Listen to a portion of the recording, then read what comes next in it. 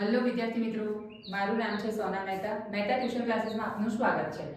ગઈકાલના વિડીયોમાં આપણે last year pass અને ફિશરના દાખલા સમજ્યા હતા, જેમાં એક એક્સ્ટ્રા સ્ટેપ આવ્યું હતું એકમનું. હવે આજે એકલું ફિશરનો સૂચકાંક વિશે સમજીશું. જેમ કે રકમમાં આપણને કીધું છે નીચેની માહિતી પરથી આદર્શ સૂચકાંક શોધો. આદર્શ કીધું હોય, યોગ્ય કીધું હોય અથવા ફિશર કીધું હોય ત્યારે એકલા ફિશરનો જ સૂચકાંક શોધવાનો છે. રકમ આપી આપણને વસ્તુ ABC, આધાર વર્ષ 2014, ચાલુ વર્ષ 2015, ભાવ જથ્થો. જેમ આપણને ખબર છે કે આધાર વર્ષના ભાવને P0 કહેવાશે, આધાર વર્ષના જથ્થાને Q0 કહેવાશે, ચાલુ વર્ષના ભાવને P1, ચાલુ વર્ષના જથ્થાને Q1 કહેવાશે. એ જ પ્રમાણે કરવાનું છે. ફરક ખાલી એટલો છે કે સૂત્ર ચેન્જ થાય છે.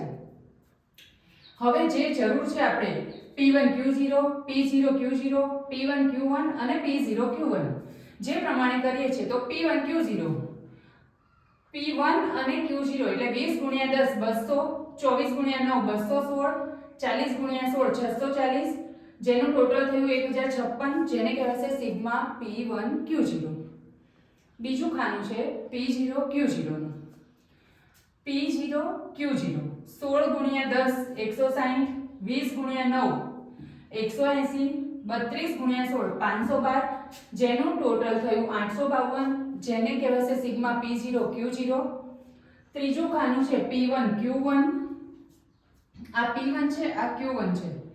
20 × 11 220, 24 × 9 216, 40 × 17 680, જેનું ટોટલ થયું 1116, જેને કહેવાશે સિગ્મા P1 Q1. અને છેલ્લું ખાનું છે P0 Q1 નું. આ આપણું P0 છે, આ Q1 છે. 16 × 11 એટલે થાય છે 176, 20 × 9 એટલે થાય છે 180, 32 × 17 એટલે થાય છે 544, આનું ટોટલ થયું 900, જેને કહેવાશે સિગ્મા P0 Q1. હવે સૂત્ર ફિશરનો સૂચકાંક IF બરાબર વર્ગમૂળમાં સિગ્મા P1 Q0 છેદમાં સિગ્મા P0 Q0 ગુણ્યા સિગ્મા P1 Q1 છેદમાં સિગ્મા P0 Q1 વર્ગમૂળની 12 ગુણ્યા 100.